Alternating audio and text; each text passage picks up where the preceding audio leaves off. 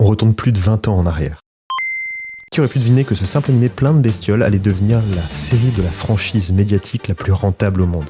Bah, sûrement pas mes parents à l'époque du coup, mais comme on a 5 minutes ensemble, retourne ta casquette et suce à la Team Rocket. Aujourd'hui on embarque dans une capsule temporelle qui nous renvoie en enfance pour voir.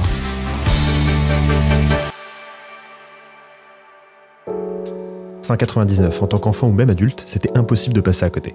Les médias appelaient ça la Pokémania. Et en même temps, en Noël 99 en France, on a eu droit à la sortie d'un animé, de 2 jeux sur Game Boy et des cartes Pokémon. La fièvre Pokémon qui a gagné la poche des écoliers, ces petites cartes à collectionner à la folie font l'objet de toutes les convoitises et préoccupent certains responsables d'établissements au point qu'ils souhaitent en interdire le trafic. Calme-toi par contre Michel, notre coco c'est pas de la farine colombienne. Pour ma part, mamie avait été cool en m'offrant les 3 premières cassettes de la série, 9 épisodes de la Ligue Indigo, quelle dinguerie. Et avec du recul, même si les valeurs de l'anime sont le combo ultra classique du shonen, le triangle magique de l'amitié, du courage et de la persévérance, l'énorme différence, c'est qu'il y a des combats de plein de monstres différents. Ok, ça semble un peu débile dit comme ça, mais je vais détailler un peu plus. Il y a plein de combats avec plein de monstres différents que tu peux échanger. Et autant c'est évident l'impact qu'a eu l'échange des cartes dans les cours de récré, sur le développement social du jeune enfant que j'étais, à devoir échanger dans la cour de l'école mon superbe Dracofeu brillant première édition contre Mewtwo car il est trop stylé en fait.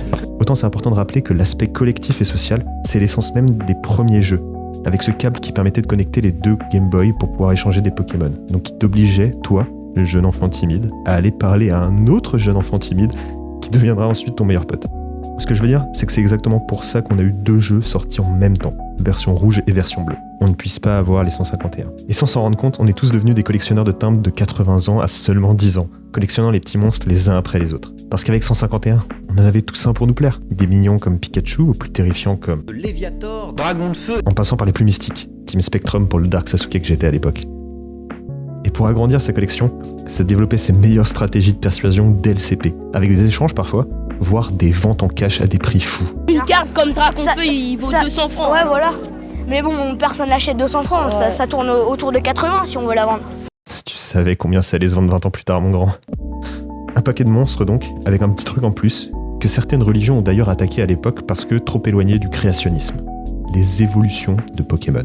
Et pourtant, quoi de mieux que de montrer explicitement la progression, les transformations que l'aventure a sur les Pokémon, pour déduire implicitement les progrès de Sacha, et par projection, nos progrès, notre évolution. Et c'est assez unique, parce qu'en temps normal, cette métamorphose, elle touche principalement les personnages principaux. C'est la transformation en Super Saiyan de Goku, les Gears de Luffy, le Bankai d'Ichigo. Mais dans Pokémon, l'essence même du héros shonen, qui est de devenir meilleur par son vécu, elle n'est pas visible sur le personnage principal. Et je pense que ça participe à rendre Pokémon intemporel. Et toutes ces expériences partagées avec Sacha, inévitablement, ça crée une connexion émotionnelle durable avec la série. Avec son lot de scènes qui prônent de belles valeurs pour l'adulte que j'allais devenir, comme le courage et l'amitié dès le premier épisode. Allez-y, embrassez!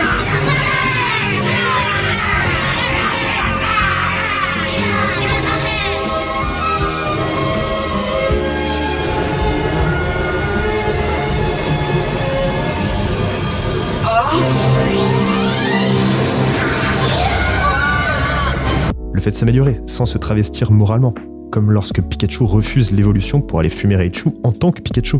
Le fait que c'est ok d'être un harceleur comme Pierre, et de ne surtout pas t'arrêter après un refus. Je suis libre pour dîner. C'est comment ton petit nom? Je t'en prie, dis-moi ton nom que je puisse le graver dans mon cœur. Pourquoi tu ne te ferais pas de nouveaux amis tout de suite? Je m'appelle Pierre. Je suis très heureux de vous aider dans votre enquête, madame. Et une jolie fille comme vous ne devrait jamais être triste, non?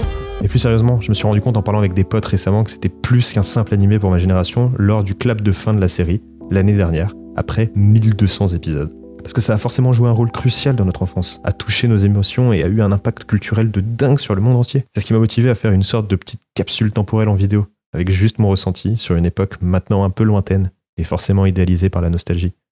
Et peut-être que ça va pas parler à tout le monde. Et pourtant, je sais au fond de moi que cette époque, toujours un peu là, parce que Pokémon, c'est bien plus qu'un dessin animé pour ma génération. En fait, c'est une partie intégrante de notre identité. Donc tant pis pour la monétisation, j'espère que tu as laissé ta casquette à l'envers et partons pour un dernier combat, ensemble, afin de devenir le meilleur dresseur. Je m'adresse en répit.